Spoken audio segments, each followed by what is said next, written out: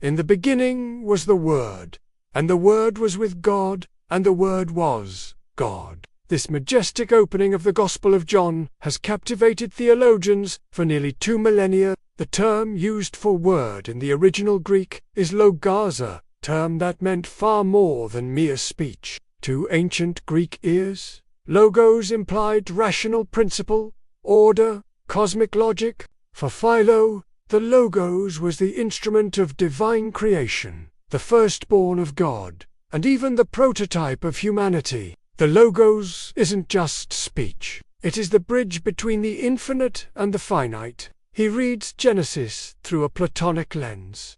God created the ideal mandalogospi for creating Adam from dust. In Stoic philosophy, the logos was the animating principle of the universe, a kind of rational fire that permeated all things. In Platonic thought, it served as a mediator between the world of forms and the realm of matter. It is ineffable, unseen, ungraspable, yet it gives birth to all things. Philo of Alexandria, a Hellenistic Jewish philosopher writing around the time of Jesus, was perhaps the first to infuse the logos with explicitly Jewish theology. So when John's Gospel proclaims that the Word became flesh and dwelt among us, it is layering Jewish wisdom traditions with Hellenistic metaphysics. But across the world, centuries earlier, the Tao Te Ching opens with a caution. The Tao that can be spoken is not the eternal Tao. Tao, often translated as the way, is the primordial source in Chinese philosophy, where logos, names, and structures,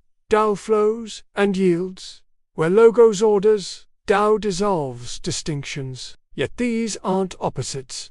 They may be cosmological siblings. In both traditions, the absolute is mediated. Philo's logos is not God, but neither is it not God. It is the pattern by which God creates and sustains. The Tao is not a deity, but it is the womb of being. It gives rise to yin and yang, heaven and earth, without striving. What makes this comparison more than poetic is their shared apophatic core, and what Jewish mysticism calls devakat, cleaving to the divine pattern through inner purification. Both the logos and the Tao are first described through what they are not.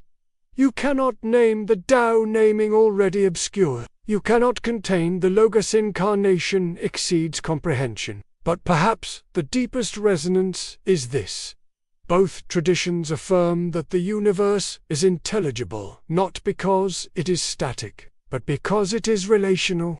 The Tao moves all things in balance. The logos binds all things in coherence, and each beckons us toward alignment, what Taoists call Wu Wei, effortless action in harmony with the Tao. In the end, these are not just ideas.